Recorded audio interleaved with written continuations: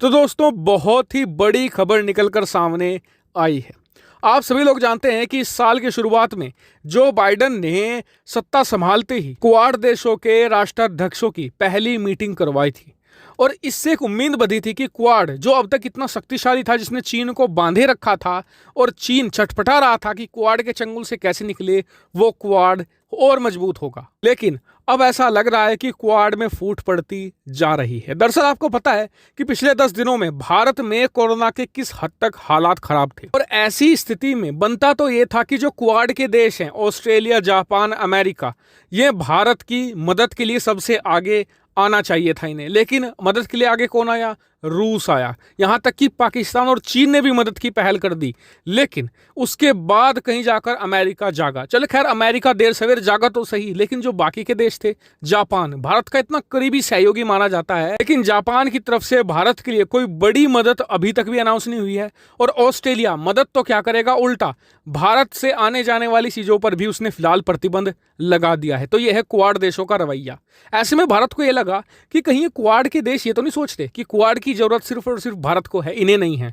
ऐसे में भारत ने तय किया कि अब इन्हें एक बड़ा करारा झटका देने का समय आ गया है ताकि इनकी आंखें खुले। ऐसे में भारत ने एक बड़ा स्टेप लिया है। भारत ने 2+2 मीटिंग को अलाउ कर दिया है रूस के साथ में, यानी कि रूस के विदेश मंत्री और रक्षा मंत्री भारत के रक्षा मंत्री और विदेश मंत्री के साथ बैठेंगे और लंबे चौड़े सौदे करेंगे। और इसे इतना महत्वपूर्ण क्यों माना जा रहा है? देखिए, जो 2+2 डायलॉग होता है ना, ये हर एक देश के बीच में नहीं होता।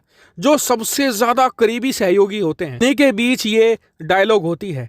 और आपको बता दो कि भारत अमेरिका के साथ ये डायलॉग करता है 2+2 का, लेकिन अभी तक फ्रांस के साथ भी नहीं किया है। ऐसे में रूस के साथ इस तरीके का 2+2 डायलॉग अनाउंस करना, ये सीधा सीधा जो बाइडेन के लिए एक बड़ा संदेश है, खास करके जापान के लिए भी, कि आप ऐसा मत समझिए कि क्वाड की जरूरत सिर्फ हमें ही हमें है।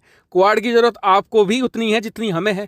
और अगर आप क्वाड को मजबूत नहीं बनाते हैं तो हमारे पास भी दूसरे ऑप्शन है जिन्हें हम चुन सकते हैं। और चलिए, अमेरिका, ऑस्ट्रेलिया तो ठीक है, लेकिन जो जापान का रवैया है ये बहुत ही ज्यादा स्ट्रेंज है। क्यों?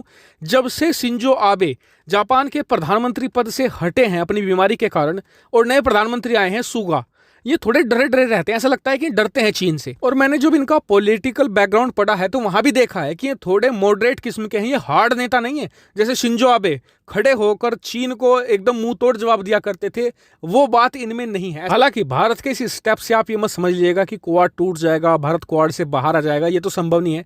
क्योंकि ये बात चारों देशों को पता है कि चीन एक बहुत बड़ा खतरा है और आगे बढ़ता ही जाएगा। ऐसे में सिर्फ इसे रोकने का एक ही रास्ता है, क्वाड।